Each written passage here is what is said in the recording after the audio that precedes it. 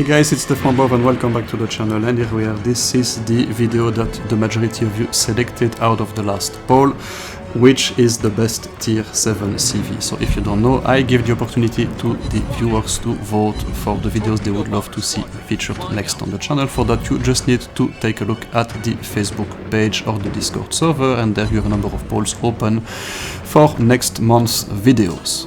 So how am I going to do this? I'm not going to talk about every single ship in the game. I'm not going to bring back the Excel immediately. You will find it at the end of the video, but I'm going to spend a little bit more time covering what I think is the top 3. And let us start with the Saipan. The Saipan is a really strange CV. It does have amazing fighters. It's a real pain in the ass to play against, because even if you manage to clear those tier 9 fighters, you will find them again in the sky in around 20 seconds, because they are two small squadrons. And it does have a really great concealment, so it's a really easy ship to hide, to get within 7 kilometers of the ship to be able to spot it and shoot at him. So that's really nice, and that's actually very good for it, because it does have a number of significant flaws. And the number one problem with the Saipan, it has the worst DPM of heavy single CVs in the game. It is extremely RNG dependent. You only get 8 torpedo bombers per salvo. And to put it simple, if you do not deal any floodings, or if RNG is not on your side, you will take forever to delete the target, and you will see that happening right in front of you during that gameplay, which is why I've selected it. It's also a very high maintenance ship. You will be worried with your planes all the time, simply because you have 4 squadrons to control, unlike, for example, the Graf Zeppelin, which only has 2. Once you have launched your dive bombers, you do not need to worry about them. They will simply reach their target. So you need to be caring for all your planes and all your squadrons all the time, and here, for example, this is what I mean. The ship does not have any self-defense, does not have any guns.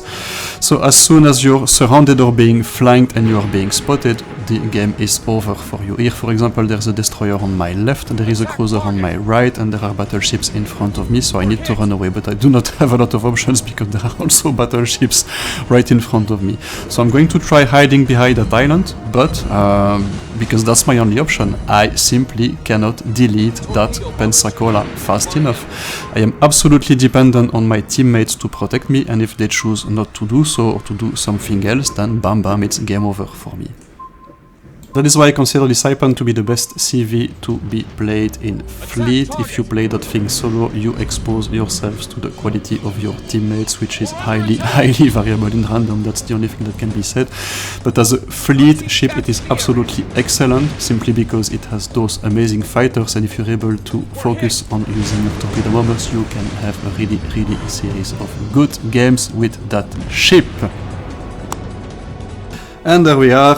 The quality of your team is something that you absolutely do not need to worry about with the next bad boy we're going to review. That is the one and only German CV in the game, my favorite ship, the Graf Zeppelin. And here we are. There's a destroyer that wants to charge us, but I'm going to punch him in the face with my guns. Something you can only dream of doing with the Saipan. And that is, I've chosen this sequence because it's really highlighting the qualities of that ship. Number 1, it does have German tier 5.5, so between tier 5 and 6 cruiser AP guns, with auto secondaries as well, so you're able to engage anything that gets within 10 kilometers of you with light cruiser guns. And here we are. I'm just going to punch through that Gneisenau with not a problem. I'm putting torpedoes as well right into him, and I'm going to finish him with my amazing guns. There we are. Bam! That's the first kill of the game. And you're able to do that because you do have battle cruiser survivability and maneuverability. I like to call that ship some kind of a Scharnhorst with planes instead of main turrets. So you really can flex and be very aggressive on the battleships. And here we are, that's that Nuremberg, trying to escape the guns by hiding behind an island, and that's not gonna work. And we also citadel him with our AP bomber, something that the Graf is uniquely able to do. And it also has really good fighters. Not as good as the Saipan, let's be honest. The Saipan fighters are going to eat you alive day and night, but it does have the ability to protect the fleet as well with a squadron of 6 fighters. Yes, 6 fighters. And here we are, Power Ranger. You're going to be rushed by and you see me actually leading my team. I'm pushing, I'm flanking the enemy team, and I'm going to really play the ship like I would play a battle cruiser. I'm going to go hunting for the enemy CV. But yeah, while we are finishing that Ranger, let's talk about the issues with the Graf. First of all, it has the lowest amount of planes at tier 7, and that will lead you to suffer. I mean, you have to be really careful with those squadrons. You cannot send them blindly attacking any target, and especially against tier 8, where you will often finish the game with no planes available. That's going to happen quite often, and obviously it does have a really high skill cap, because you need to combine the feature of the gameplay of a CV with the gameplay of a battle cruiser if you want to be playing that ship correctly. Many times I see people camping in their base with that ship, and that is a recipe for disaster. You will never be doing well with the Graf if you keep doing this. What you do get is a unique ability to influence games, to turn games around. Here you've seen me, we were 1 ship down and 2 bases down, and we finished after 3 kills in 1 or 2 minutes. We actually finished the game MVP and with 70,000 damage. So that ship is really amazing for solo play. It can do things that no other CV can. It combines the best features of a battle cruiser with a CV, and it is absolutely wonderful if you are willing to invest the time to learn how to play it. So fast forward to the end of the game, just to prove my point, what you can do with that machine. So obviously we finished first at 71,000 damage, but most important, 34,000 damage with guns, main guns and secondaries. That is absolutely a unique ability of that ship. But yeah, just forget everything I said with the Graf and the Saipan, because none of it applies to the next bad boy we're going to review. For me, this is by far the best tier 7 CV, simply because it has that unique ability to deal damage. Ladies and gentlemen, let me introduce you to the Kaga, the most stupidly overpowered ship in the game. I'm in a tier 8 matchup. I'm playing against tier 8 ships, and look at what's going to happen to that poor Amagi. It's going to lose 18,000 hit points in 1 salvo, and it's even going to go worse because it's going to get flooded. So I'm not going to display the whole scene. There you go, 18,000 damage in 1 salvo. That ship is just completely stupid. It should never have been put in the game in the first place. And it exploded. There we go, 21,000, 22, 23, blah, blah, blah. Let's go. Let's see how far we can go in 1 salvo. And I think we're going to finish at around 27 damage. Yeah, there we are, 27 damage. So I'm going to move a little bit forward with the game. We are a little bit further into the same game, and look at what's going to happen. The Kaga has the best DPM in the whole game, and there's an Amagi that's just spotted us. So the Amagi is going to charge us because he's watched my videos, he's watched my Amagi guide, and he knows that he has the best main gun DPM of all the tier 8 battleships. What could a poor tier 7 CV do against that one? Just look at the Kaga. The best DPM in the whole game. It has 3 times more DPM than the Siphon and 2 times more than the Graf. And the highest floodings per minute of every single ship in the game. Basically, it can cause more than twice as many floodings per minute as the Shokaku can, for example. And here we are. I'm going to put a timer to see how long that Amagi can actually survive, but it's going to get absolutely deleted. So the Kaga has the unique ability in the game to just delete any ships it meets. Every time you come across a cruiser or a battleship, you just press delete and it's gone within 1 minute. So that ship is absolutely stupidly overpowered and should never have been in the game in the first place. So there we are. So we're going to unleash the second salvo on the Amagi. It's also going to be the final one. And notice that the Kaga, unlike, for example, ships like the Hiryu or the Saipan, did not suffer too much from taking a salvo from an Amagi. It's based on a battleship hull, and it does have a really good armor.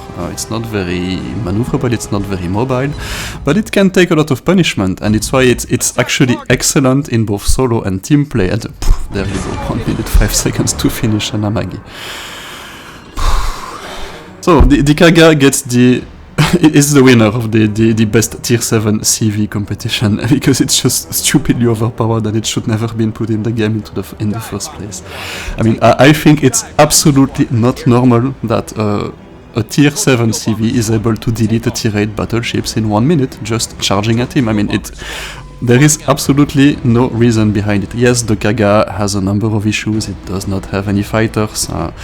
It does not. It's not very maneuverable. It's not a very fast ship either. But it is absolutely unique in the game, except maybe for a destroyer, that ability to just delete anything that you see at any range in any short amount of time. That's the second Tamagi, for example, the one I targeted at the beginning of the video, and there you go, you're going to get it as well, my friend, and that's it, bye bye, that's the second Tamagi kill of the game.